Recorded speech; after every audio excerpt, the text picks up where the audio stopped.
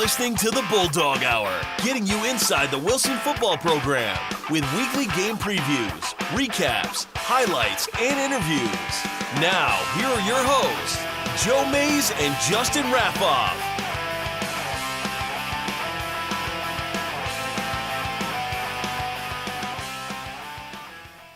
Well, good evening, everyone, and welcome to the fourth episode of the Bulldog Hour's third season. I am one of your hosts, Joe Mays, and sitting next to me, my co-host, Justin Raffoff. It's good to be here. We're trying something new tonight. I'm sure Joe will mention that. But kind of exciting. We actually, you and I do this fairly often. Yes. And actually, a few hundred times we've done this. Yeah. Just not in this particular format. So while it's exciting and not really nerve-wracking, but there's a little bit of anxiousness just because it's something new, and that has pretty much gone away for some of the other ones because a little less pressure, but it's still a lot of fun, and that's why we're here anyway. So yeah, the endeavor Justin's alluding to is what kind of was the inspiration for this show or bringing this show back. The Joe Mays and J-Raff show is a pro sports show that Justin and I have been doing for over 6 years. We're closing in on 250 episodes, and nearly all of them have been done live. For the first part on Ustream, and now with the advent of Facebook Live, we've been doing it there. It's been a success for us, so we thought, hey, why not give it a try with the Bulldog Hour, especially because it's a shorter time frame. You're talking 10 to 15 weeks from August through November or into December, and we think we could get some interactivity out of it, and that's what we're here to do. We want to answer questions from Bulldog fans and listeners, and just kind of get the hype up for the show, for the football program, and awareness is a good thing. That's what, when I approached Coach Doms over 2 years ago about would you be okay if we did this, that was one thing he said. He's like, getting the program's name out there and having people aware. What could go wrong with that? Like, people if they want to hear about the program, and we can get the name spread out there wider, it should be able to help us in the long run. So he gave us the blessing, and here we are in our third season, already on the fourth episode of the third season, and first live show. Yeah, so should be fun. We'll see how it goes. Yeah, hopefully it goes well. I mean, we're famous for technical difficulties, so I'm sure there'll be something that comes up during it, but hopefully you'll stick with us. Yeah, if that's the case, write the producer. Yes, please do. Send that my way. You can interact with us on Facebook. Hopefully we can see them all. I know the video feed has been shared far and wide on a bunch of different pages, and no matter where it's shared, you can comment there. And, of course, it doesn't like to notify us when people comment on the video, so I may or may not be able to see it. Hopefully some of you will, and we will be able to answer any questions you may have. But obviously this evening we're here to recap the Week 1 game versus Governor Mifflin and to preview the Bulldogs' next two games against Spring-Ford and Central Dauphin. But before we dive into those main parts of the show, we do want to go over some of the basic information that we've been putting out at the beginning of each episode, and that's just ways that you can, follow, interact with us, just kind of some Bulldog Hour business to get out of the way. And let's jump into that here. There's multiple ways you can follow and interact with us, primarily on Facebook. We have a presence there on the show, facebook.com/Bulldog Hour, and obviously the main Wilson football program page is facebook.com/Wilson Bulldogs Football. Twitter, we got 4 accounts on there, at Bulldog Hour, at Wilson Bulldogs, me at Coach Joe Mays, and Justin at Mr_Raffoff. Instagram for photos from the game, leading up to the game, post-game, and during the off-season, a whole bunch of things about alumni and upcoming events. You can follow at Bulldog Hour and at Wilson Bulldogs Football. Finally, you can find an archive of the Bulldog Hour episodes as well as the other show that Justin and I do, all in one place, and that's on YouTube at youtube.com/user/Joe Mays and J-Raff Show. Again, I mentioned the interactivity focus of these live shows. If you don't feel comfortable leaving a comment on Facebook, or you don't have a Facebook account and you're watching this embedded on bulldoghour.com, you can send an email to show@bulldoghour.com or joe@bulldoghour.com. or use the contact form at bulldoghour.com. And again, this is our first live show, but we'll be back again in 2 weeks. The live shows will be every other week during the football season. So following the Week 3 game against the Central Dauphin Rams, we'll be back to recap Weeks 2 and 3 and look forward to Weeks 4 and 5. So we'll be back again Sunday, September 17th, right here on Facebook at 8:30. Finally, support the show. We don't necessarily always mean in a monetary way. Of course, we're always open to it's okay that if option. If you want to take that step, that's fine with us too. Yeah. But there are other ways you can support, and Joe will go through that. Yeah, so the in-kind donations are great. So are the sponsorship and advertising opportunities. You can find all that at bulldoghour.com. But really spreading the word, telling people about it. I know all of you are friends and have family that are also Wilson football fans.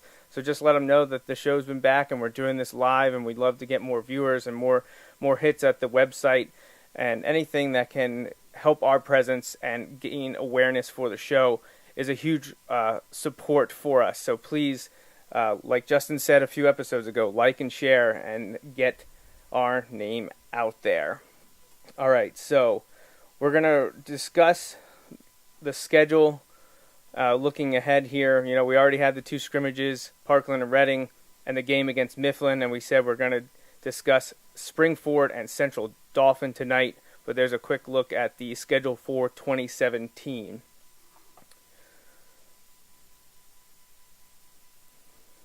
All right, so week 1's in the books. Unfortunately for Wilson, we did not come out on top. It was a close game in the end, 21-14. Wilson fell to rival Mifflin in Shillington. It was the Bulldogs' first loss to the Mustangs since 2011, and it's the first time in 7 tries that the Mustangs were able to claim the Gursky-Lynn Trophy, which Wilson had won every time since it became a trophy competition in 2012.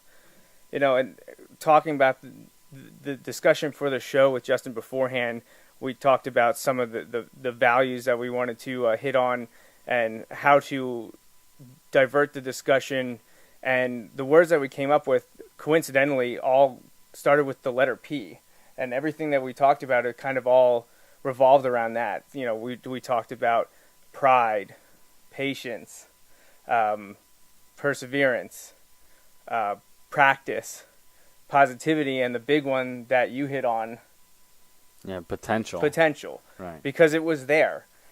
I know after a loss, it's always deflating, and you're always going to look at the negatives and focus on the negatives, and that will help you get better. But you also have to see the positive outcomes of the game, and those words all can guide us throughout this week of practice for week 2 and for the whole season. And all of them are equally important. And the one that Justin mentioned at the end, potential, that one should be right at the surface, because you could see it throughout the game, especially as the game went on. Right. Primarily in the end of the third quarter and into the fourth quarter.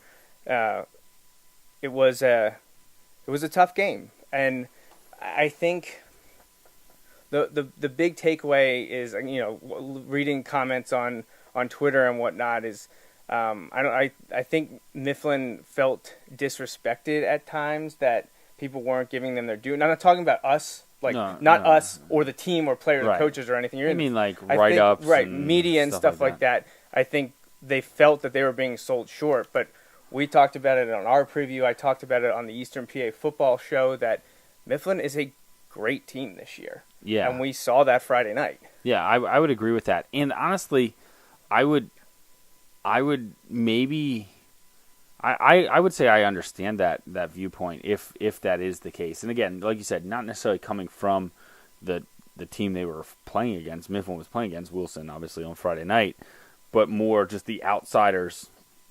I would agree with that, because when you think about it, and maybe it comes from big picture District 3, the only team anyone really talks about in the 5A is Harrisburg, especially because of the players they have. Well, obviously because of the players they have that are getting national recruiting attention.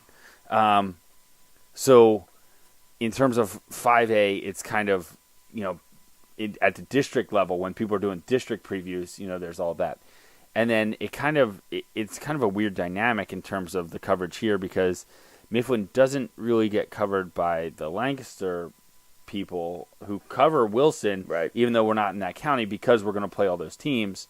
Yet, Wilson does get covered here by both, and so does Mifflin. Like it is a weird thing, and I don't know that I would have said disrespected, but I can certainly understand why, some people may, why you'd throw that fuel in the fire, especially if you're trying to rally the troops and all that kind of thing. But like you and I said, and like many of the people that we had talked to before and after, like they knew darn well how that Mifflin was going to be good and ready. Like, I mean that separate, not like the term, the cliche term. I mean, they were going to be good, and they were going to be ready, is what I meant. And that is exactly what we saw on Friday night. They were good, really good, and they were really ready. And there was that hunger and fire. And so, you know what? Like you said, unfortunately, we weren't able to. I say we. The team was not able to put together enough to kind of go through that. And I think I said it to you before the game. We were talking, or someone we were talking to had asked, what do you think? And I was like, well, I feel like we're about to get Mifflin's best shot. I just feel like it's been building. It's a rivalry, but they left the game last year with a super sour taste in their mouth. They couldn't wait to get rid of that. And what they do, they ran off, what was it, 11 wins or something like that until they faced Harrisburg. 12, I think. Yeah, okay, I think something they like that. 12 and 2. Right. So, they were a good team last year, and we saw that. Wilson didn't necessarily see that. They just had a lot going on that first game, and I think it snowballed quickly. Yeah. But you knew they returned a lot. You knew it, like it just they were ready, and it showed. Going back to the talk of the disrespect that Mifflin felt from the media, the writers, because I don't know of everyone's interaction, in talking, Twitter, Facebook, all the social media, but from what I could tell after the game, there were headlines and stuff about it being an upset, and the Mifflin fans were like, no, the better team won. And I'm not going to get into that, but I understand their point of view of that. Right. It's not an upset. We're the better team. That's what they're thinking. Right. And that's what they, if you're going by scores, that's what they proved on Friday night, that at this point, they were the better team. That's what the scoreboard says. Yeah, absolutely. And if you look at it, it would be hard to argue that based on this one result, But I immediately, and I'm not going to interact with them in any capacity, but I immediately was like, that's fine. You can carry that with you. I just wish, and I'm sure they wish the same thing last year, we could meet them again in week 10. Right. Last year, 38-7, obviously we were the better team. But then you look at what they did, like you just mentioned, what would have happened if we played them at the end of the year? And we mentioned in the preview, too, we talk about their loss to Harrisburg at the end of the year. That has nothing to hang your head about. They were state finalists,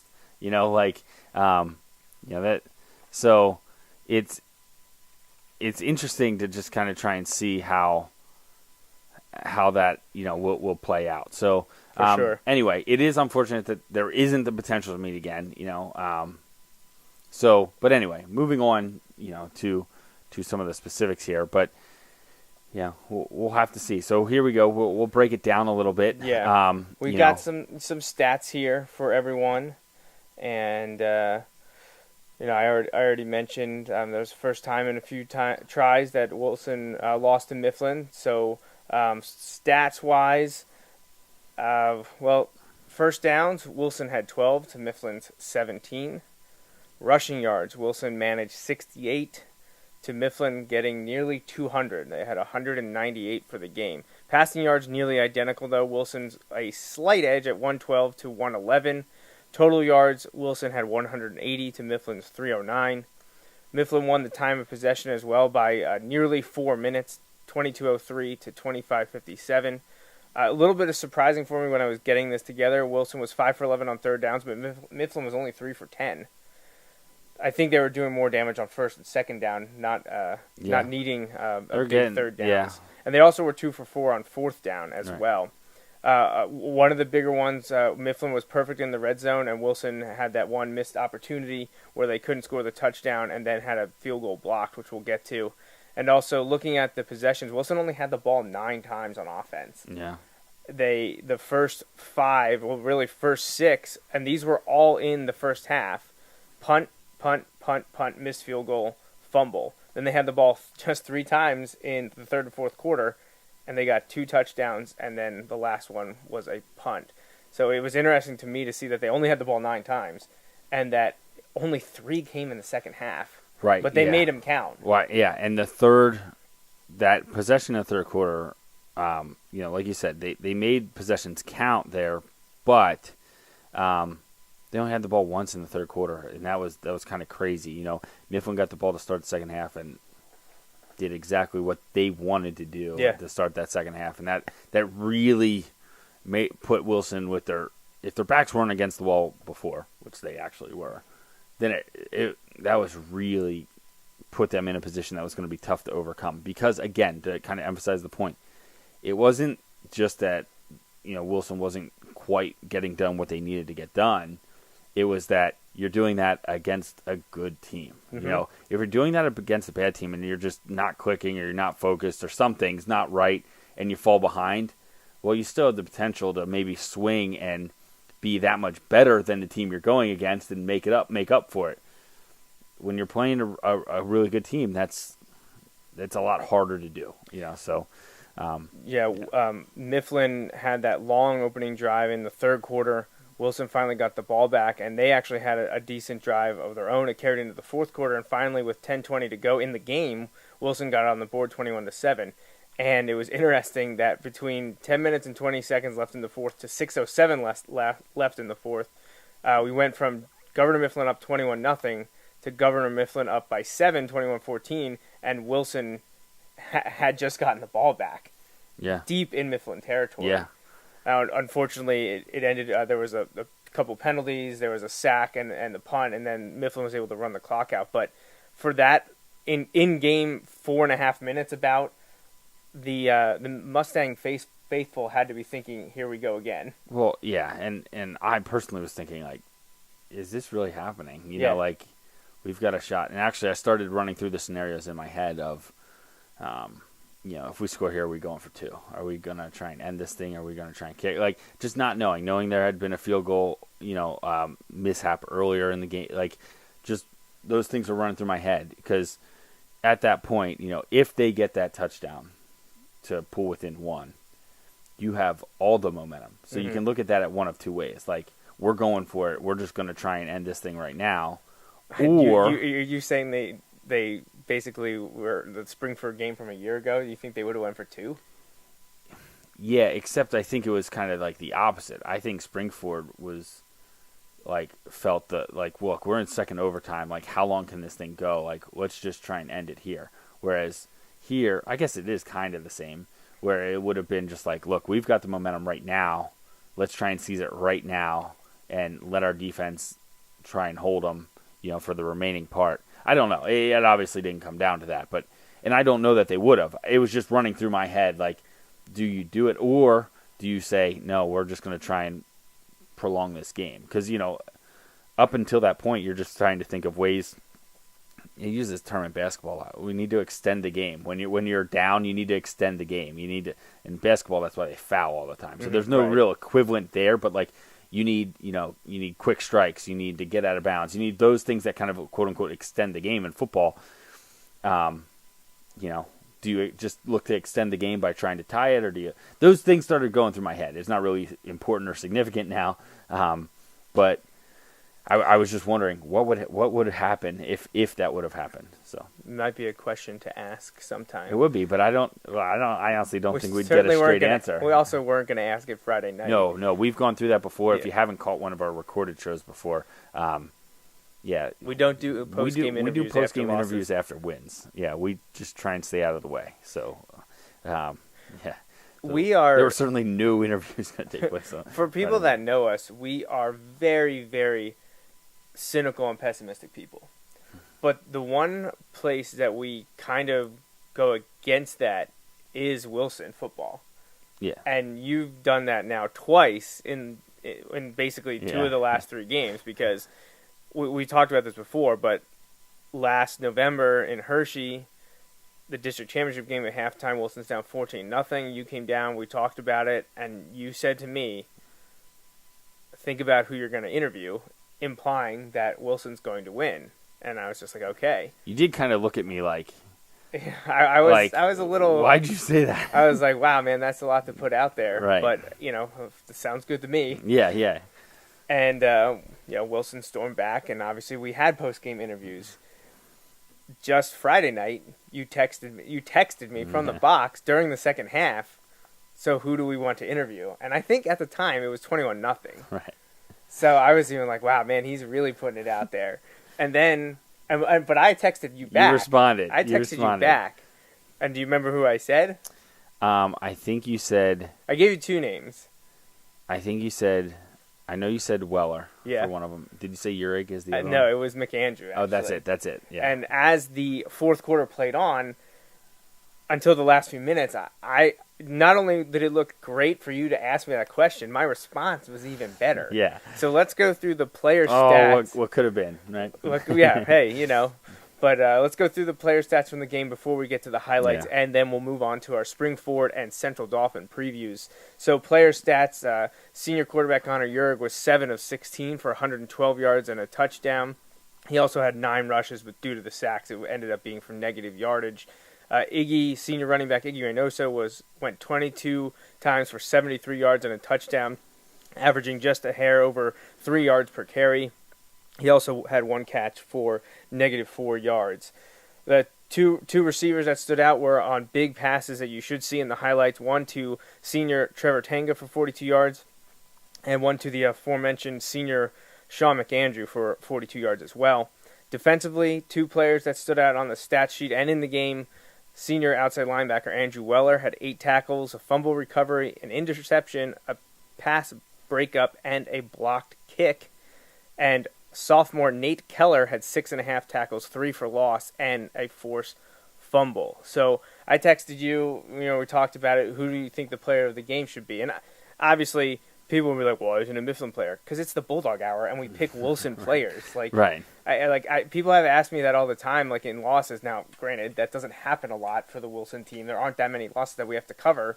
But, yes, it's always going to be a Bulldog player. That's the point of this show. Right. We also know the people that we're asking for interviews. Either one of us knows them, enough to ask them, or, there's some kind of relationship. They at least see us around. We're not about to go up to somebody we don't know at all and be like, oh, hey, with our Wilson Bulldog shirts on, and ask, for an interview. In case you haven't picked up by the title of the shirts, us, any of that. Right. It's kind of a Bulldog-centric show. So we're picking a Wilson player of the game. So the Bulldog Hour player of the game for week 1 is Andrew Weller for his contributions on the game Friday night at Mifflin. And I just kind of mentioned it, but if you were listening when I mentioned his stats, he had a solid game, especially defensively, and primarily in the fourth quarter when I think most of all of the stats took place. 8 tackles obviously happened throughout the game, but he had the fumble recovery, he had an interception, he blocked the punt, and he had a pass breakup. So for his abilities Friday night, senior wideout and outside linebacker Andrew Weller is the Bulldog Hour player of the game for week 1.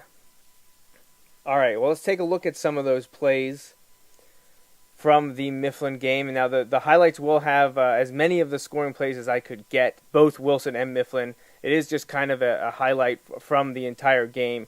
Slanted Wilson's way, but if a scoring play happened, I tried to grab it. So I will pull that up, and we'll take a look at that. It's about 5 minutes long, and we'll try to talk you through some of what is happening.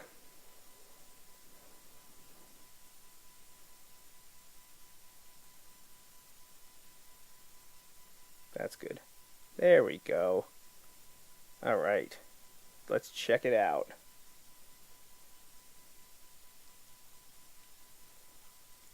All right. So we start out in Shillington at the game, and this is just the opening kickoff for the season. Just wanted to get that in there. Wilson did receive, and they end up going on a little bit of a steady drive to start. They get 2 first downs in 4 plays here, highlighted by this nice pass here from Uhrig to Roberson.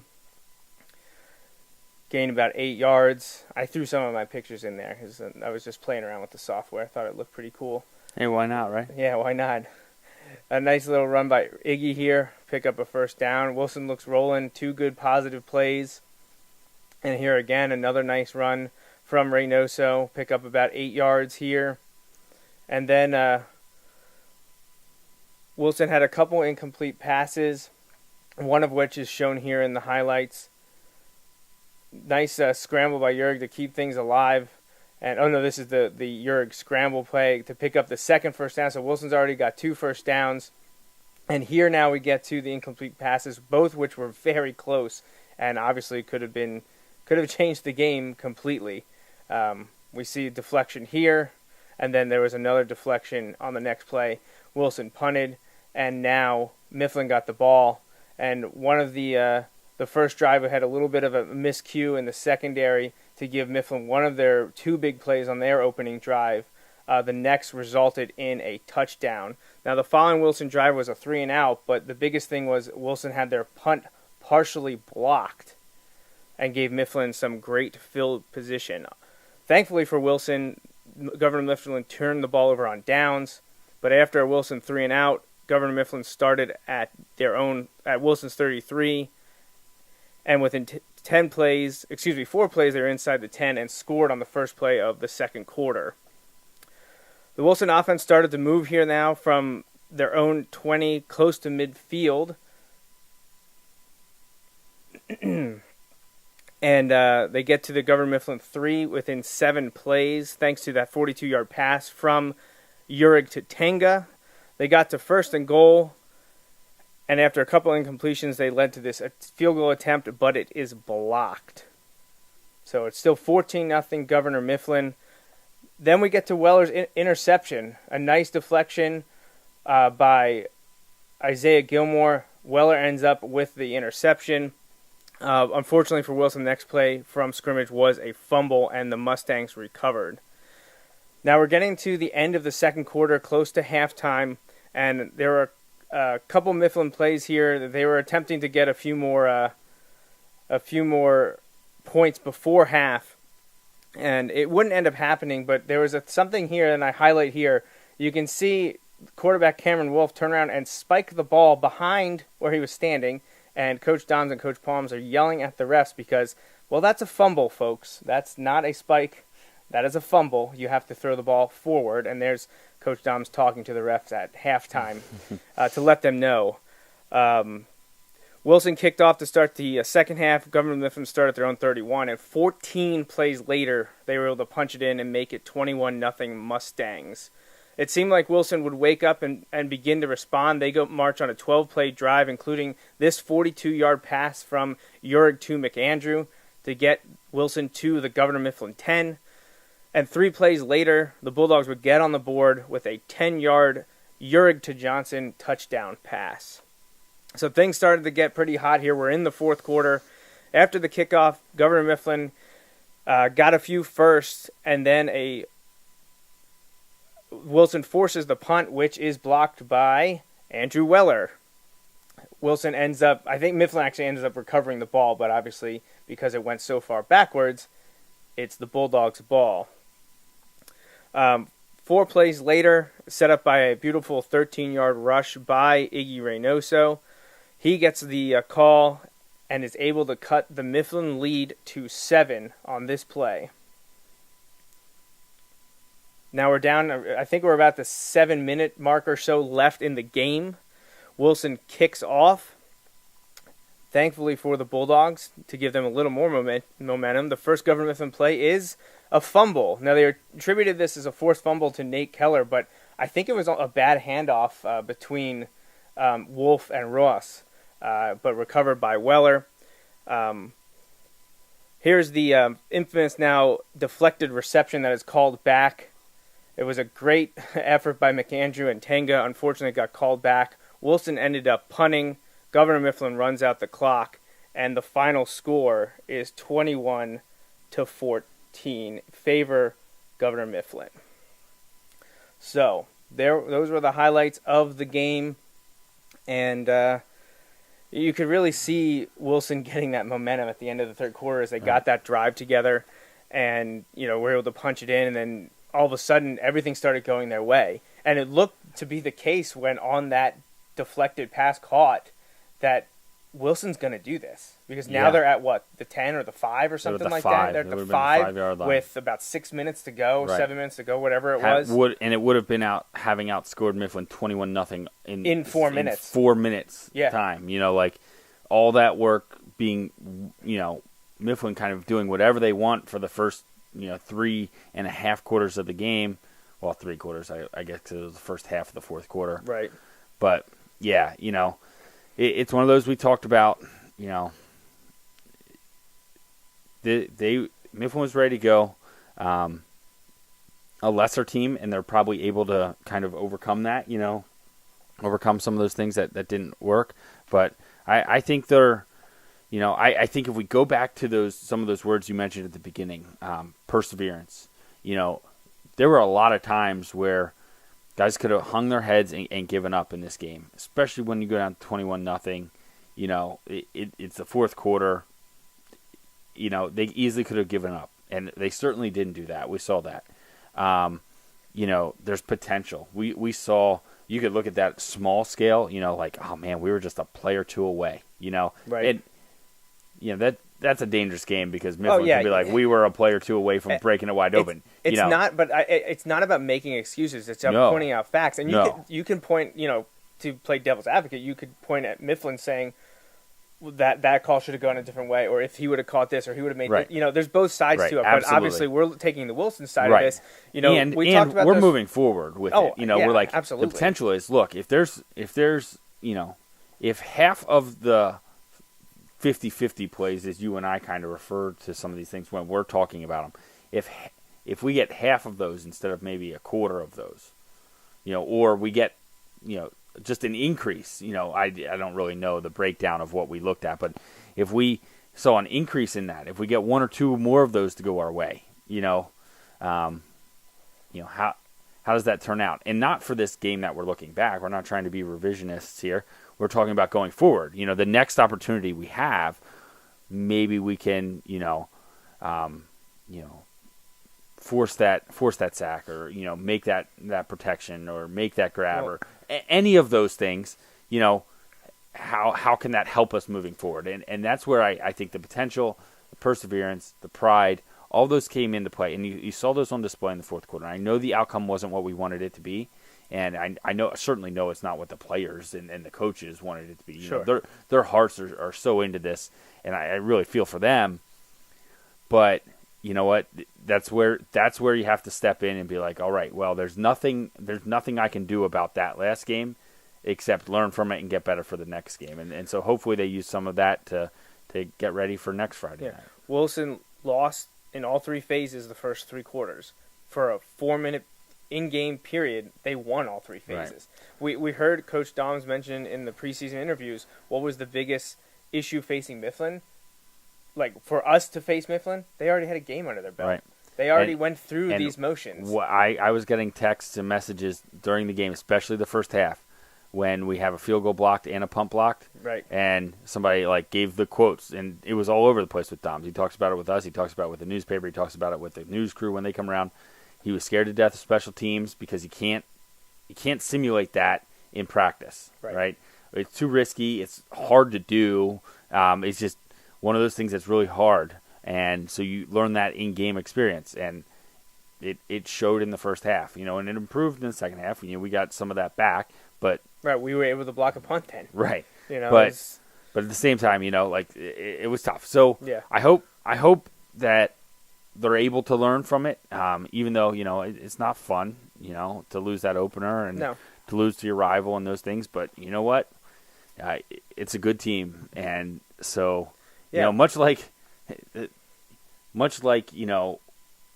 in other years, I would have said to a Mifflin team, nothing to hang your head about. You lost to a good team. Right. I feel that's the way. Now, I hope they don't settle for that. I hope there's still that fire to compete and get better. But I think we're going to see that come 10 weeks, even though we don't have a chance to play them again.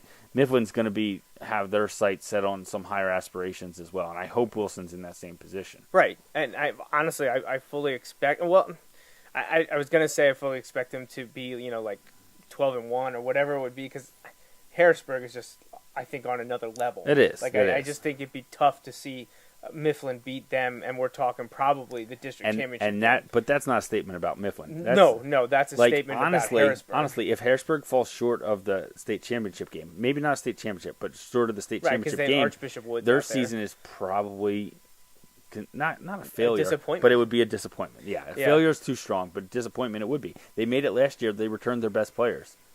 Yeah, and the only reason I didn't say that they their only loss may be to Harrisburg all year is because they got 2 tough games now, this week and the next. Yeah. They have to travel to Cocalico, who's expected to be one of the best teams in LL Section 2, right there with Manheim Central.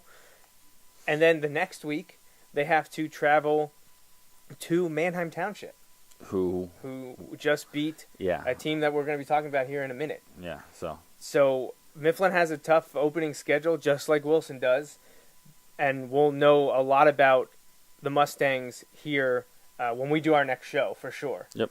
And if they're sitting at 4-0, they're for real, which we already think they are. Right. So, I'm sure. Well, hopefully we can kind of refer back to how right we were in a few weeks when we're talking about the show. But again, that's not really on us, I guess. So I do want to say before we get to the previews, thank you to everyone watching live. We appreciate awesome. it, and the comments from Chris and Angel, and a message from Colin. So we definitely appreciate everyone reaching out to us and letting everyone know, and pretty much agreeing with us. Yeah. Kind of saying the potential's there. And just wait these next 9 weeks. By the end of the season, we'll see a different Bulldog team, and we wish we could have a rematch with Mifflin. Yeah, we've said it before. We when we look at it, we're confident that the coaches will have the guys ready, and they'll continue to get better, and that's what it's going to take. And to kind of look at that, what better than to preview the next 2 games as we look at week 2. The Wilson Bulldogs will travel, we will. Yes, yeah. We will. But more importantly to us and everyone else listening, the team will be traveling with said coaches to Spring-Ford, down 422 to Spring-Ford, and I'll let you kind of run through some of this. Yeah, so we're going to Royersford for the first time to take on the Spring-Ford Rams. I mentioned last year we were actually playing them for the first time, and we all know how that game ended. Right, you were there for that, Justin. Stop. Oh no, you missed that one. No. So the last meeting between the teams was just last year, and it was the last Wilson win, the first ever Wilson win against Spring-Ford, September 9th, 2016 at Gursky. Wilson came out on top, 41-40 in double overtime. We remember former Wilson assistant coach Chad Brubaker, the head coach at Spring-Ford, decided to go for 2 in the second overtime, and we thought that he was all about to get in, and then Tommy O'Brien and a slew of Bulldog defenders stopped him literally inches short of the goal line, preserving the Bulldogs' second victory of the season. Now, I did say last year that Wilson has previously played the teams that make up Spring-Ford in Spring City and Royersford, so if you look at it that way, the teams have met plenty of times before, with the combination of Spring City and Royersford actually besting the Bulldogs 2-9-1. Wilson was 2-9-1 against them, only 2 wins against those teams. But now the combined group, this is only the second ever meeting between the Rams and Bulldogs. Spring-Ford so far this season, they played in week 0 just like Mifflin did. They hosted Unionville, and the Rams actually put in new turf in their stadium this year. But the debut didn't go as well as they had hoped. They lost to Unionville 26-17 a year after beating them 33-3. The Rams did bounce back this past week 1 at Chester. They were able to defeat Chester 28-20 on the road. And obviously now, week 2 coming up, they welcome our Wilson Bulldogs into town. Now, so what's going on with Spring-Ford this year? Well, they're part of the Pioneer Liberty League. They are a member of 6A. And this is District 1. Yeah, correct? this is District 1. District Yep, 1, right. for those that don't know. So, massive district down outside of Philadelphia, Yep. essentially Philadelphia suburbs, a lot of the schools. Huge district. They're a 6A school, So. They, teams start 11 on offense, 11 on defense, 3 special teamers. So you've got 25 positions. If a player plays both ways, he counts obviously as 2 then. The Rams only have 3 back. They were a senior-laden team last year, and it showed. They had an incredible season last year. One of the biggest drawbacks last year was that loss to Wilson in week 2 when I'm sure they think they should have won that game. Right. They were winning towards the end of the game when Wilson stormed back, drive by Grayson Klein and the kick by Nick Borelli. They went on to show it next week. They hosted Exeter and took it to Exeter last year. So they had a stellar season. I believe they were 9-3, and their season ended to North Penn in the playoffs, and they only lost to North Penn by 9, and North Penn was a Final Four team. Yeah, so state Final Four. Yeah, you have another quality opponent. And it's interesting because you see some of. There's a lot of talk about scheduling in high school football, especially last year and this year, because of the addition of the potential week 0. Now,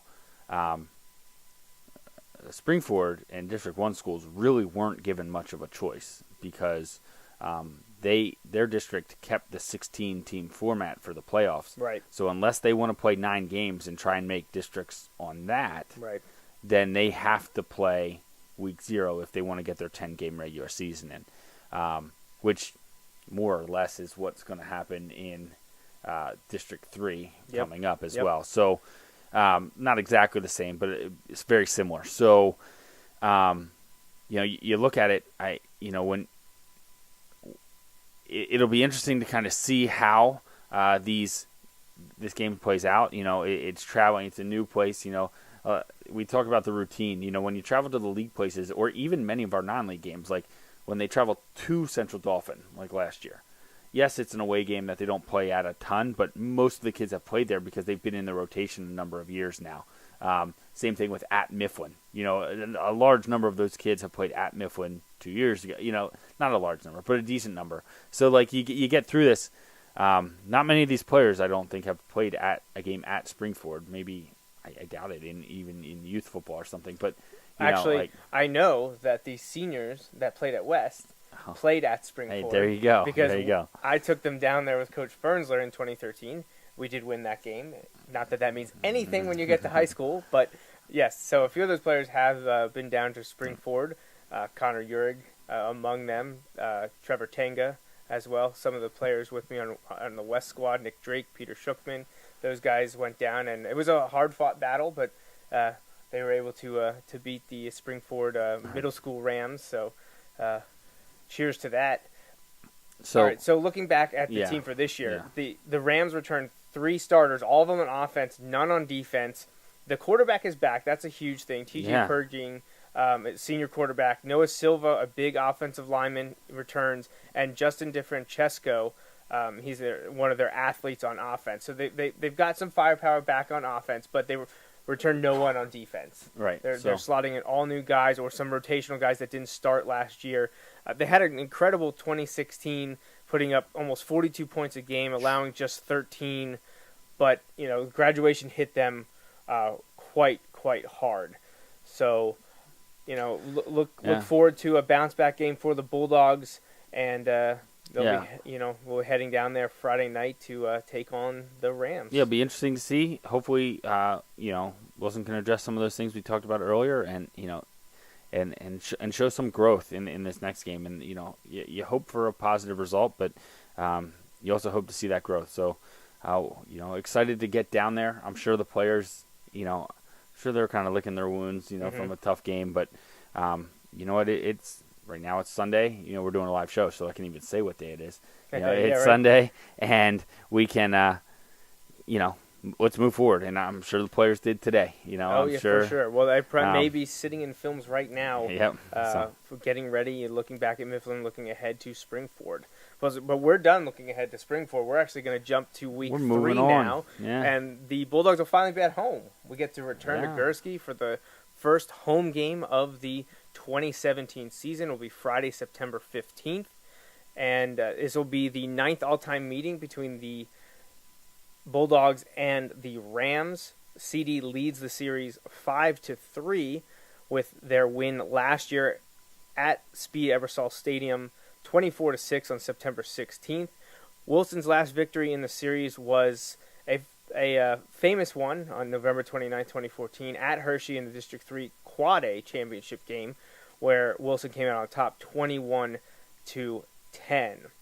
So the Rams so far this season, they also played in Week 0. They were at Susquehanna Township, who they beat 30-7, and famously, I think, if I remember this correctly, they held Hannah Township to minus 22 rushing yards. Wow. Now, Susquehanna, like CD, was a very senior-laden team last year. Hannah had a strong 2016. Obviously, CD did as well. Both teams hit hard by graduation, but CD playing like CD usually does and got the win in Week 0 over Susquehanna Township. Yeah, with a great defense. Not really a shocker. No. Now, of a lot of interest to Wilson fans, Central Dauphin traveled to Manheim Township this past week, and for the first time in, I believe, 9 tries, the Blue Streaks beat the Rams. Yeah. 17-14. They've had some really close calls, and a lot of people are saying that this Township team is different, and you know what? They started their season off different in terms of playing the outcome of the Central Dauphin game. So, that was a shocker. Manheim Township beat Central Dauphin 17-14. Now, Central Dauphin tried to tie the game as the clock expired with a 51-yard field goal. They do have a very good kicker. Yeah, a kicker who was posted last week. A video was posted. I don't know if the kicker posted it, of him kicking from the 50-yard line, which would be a 60-yard field goal. Now, I would know the kicker, and everyone knows it's a little different when the game comes around. Right, and there's a lot of other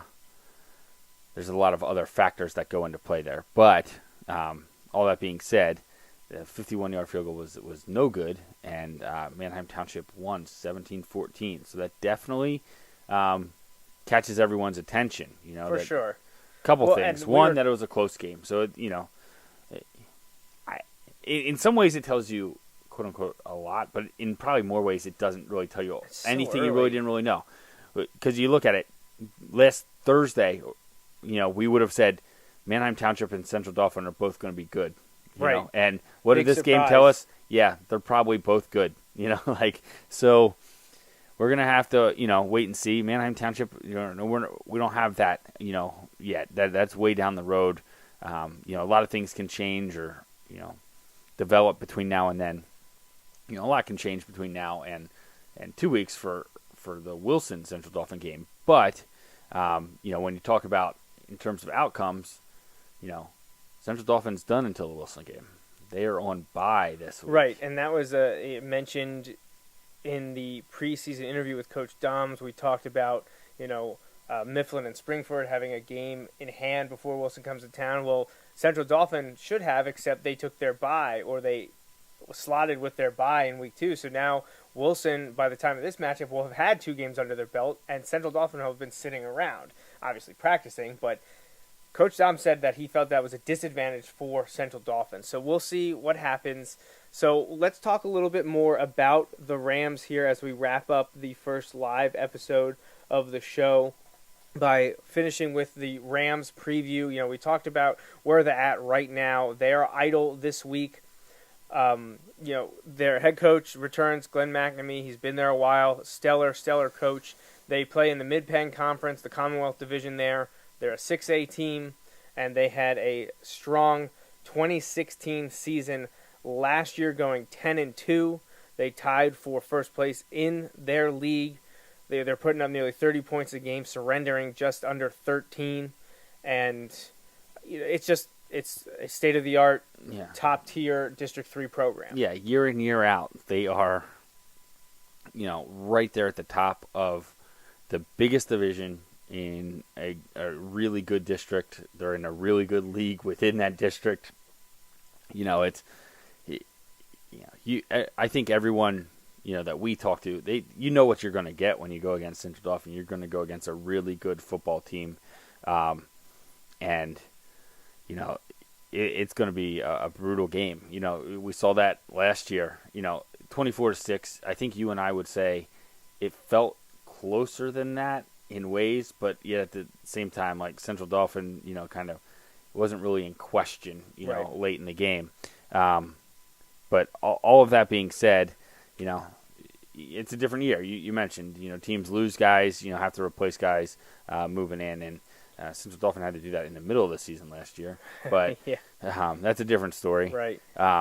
To no fault of their own, I should say. Like, no, at least they kind of moved on and washed their hands of it. They moved on and they were still chugging along. But anyway, when you look at it, you know what Wilson's going to get a tough game. But maybe some guys that you're not as familiar with because guys graduate and everything. But much like Wilson, and we talk about this, there's always guys to step up and fill in. So I'm sure Central Dauphin's going to have that and be ready to go, having been off having this bye. Yeah, they just returned just 5 of 22 starters, not counting their specialist, which is listed as a team strength.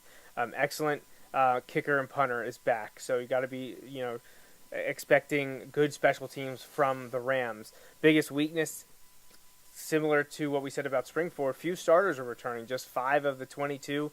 They're running with a small senior class and don't have a big roster size. For being a sizable school, they don't have the numbers they're used to. 4 of their offensive starters return. Primarily among them is Mike Wise-Bell, the senior running back, as well as Grant Smith, the senior tight end. 1 defensive starter returning, and that is junior Adam Burkhart playing inside linebacker. So they lost a lot, but if they can hang with Manheim Township, who returned a lot, obviously those players are ready to step up. And that's what we say about Wilson all the time. There are guys that didn't get to play a lot as underclassmen, and then when they become seniors, it's their time to shine, and they do it. And that's what I'm expecting to see from Central Dauphin this year. Is it going to be a typical Rams team? When you play in the mid-pen, probably not, because they got to play tough. State College, Harrisburg, Cumberland Valley, CD East. So will we see the Rams lose more often in the league than they're used to? It's a distinct possibility because all those teams are very good this year. We mentioned that Harrisburg is a 5A school when we were talking about the Mifflin game. However, what we didn't mention at the time is they're in the same division, I believe, within the Mid-Penn League. Commonwealth. Yeah, as all the big boys. Like they're in that upper tier division, and so it's it's going to be that's a brutal division. Yeah, absolutely. And even more so this year. I'd say the top teams are always really good. Yeah. Well, I mean, but the depth this year, I think, is even better than it typically is, and it's usually strong. So, I think people really don't know what to think of Central Dauphin in terms of their league, but that's just because they don't know where all the chips are going to fall because it's just a lot of good football teams there this year. Central Dauphin has won 7 of the last 8 Mid-Penn Commonwealth titles. Only 1 of them was outright. Right. 2011. Usually there's. And what happened in 2011? They won the state championship. They beat Wilson in the District 3 title game. Right. Did they go undefeated that North year? Allegheny by a field goal and then won the state championship. Yeah. Did they beat North Penn? I forget now. Wasn't one of the Allentown schools? I can't remember who they played. Oh, was that the Liberty year? Or was No, Liberty was the year that we should have been there. Yeah, that was Bethel Park. Let's not get into that. So, they've won league titles in 2009, 2011 through 2016. Only the 2011 year did they not share it with someone. That it's tough to go undefeated in that league when you're playing with Cumberland Valley, who's just like Wilson and CD, good every year. Harrisburg, who has its moments and is up right now. Yeah, CD have East, who's really been high building highs and is up right now. Yeah. And State College, who you don't think about because they're up in State College. Right. Yeah. But they got to contend with them. State College is an incredibly strong team this year. Yeah. So it'll Central be interesting. Dauphin, another great team. It'll be fun to open up against a team of that caliber in Week 3 for the first home game at Gursky in 2017. Yeah, we hope to see you there. yeah, right. We hope to see you there. I mean, I'd love to see you down in Royersford as we take on Spring-Ford this coming Friday. Head out to the game, support the players, the coaches, just the program in general. If you see us at the games, don't be afraid to say hi. Yeah, sure. Justin and I are there walking around. You'll see me with my camera and my Bulldog Hour shirt, documenting everything for this show and for the football Facebook page. And definitely stop us and say hi. So, what do we do on game nights? Well, we do a lot. So make sure you like Wilson Bulldogs and the Bulldog Hour on Facebook and follow us on Twitter at Wilson Bulldogs and at Bulldog Hour. I give out live game updates with photos throughout the game. And hopefully we'll have live video interviews post-game after each of the Bulldogs wins. Now, I've had some questions about injuries because we know we're missing some players against Mifflin. Justin and I don't have any of that insider information. I'm not sure I really want to put that stuff out there. No. Anything we hear is usually just speculation. Right, anyway, yeah, we don't have any concrete we're not gonna spread anything that we weren't certain about. It's not really our place to do that. So we hope for speedy recoveries for the guys that were injured in the preseason and haven't played yet, or anyone that got nicked up Friday night, although I think we were relatively healthy. Yeah, I think so. And for those few guys that missed the game, I hope to see them Friday night, but again, I don't know. Yeah, we'll have to wait and see. So, all right, so I think that about does it. Is there anything you wanted to add? No, I don't think so. Not for this one. I do want to say, because I missed it at the business at the beginning, but thank you to everyone that has supported us so far. Those of you that have liked us and shared all our stuff on Facebook and Twitter and Instagram, and for those of you that have supported us via donations. May's Sandwich Shop, my dad has been very helpful getting this show off the ground over the last few years, and he continues to do so. And we have an anonymous donor that wishes to remain anonymous, but we thank them every year for helping us. And people that have helped us in the past, and people that have come up to us and said, hey, I'm going to get you some help. I really appreciate everything you do. And we appreciate hearing that. Yeah, absolutely. But again, just, get the word out there. Yeah, like and share. Just like and share. Go to BulldogHour.com, watch these live videos, download it as a podcast, watch it on YouTube, and just share it. Get the word out there, and hopefully we can always get bigger and better with each show. Yeah, so we hope to have live interviews in the next one, right? Because live interviews mean good things. Good things right? for the team, for sure. Yeah. Absolutely. So I think that's everything, though. I believe it is. All right. Well, we hope you enjoyed this episode of the Bulldog Hour. For Justin Raffoff and the Wilson Football Program, I'm Joe Mays. And remember, go Bulldogs. Thanks for listening to this week's episode of the Bulldog Hour. Want more Wilson football?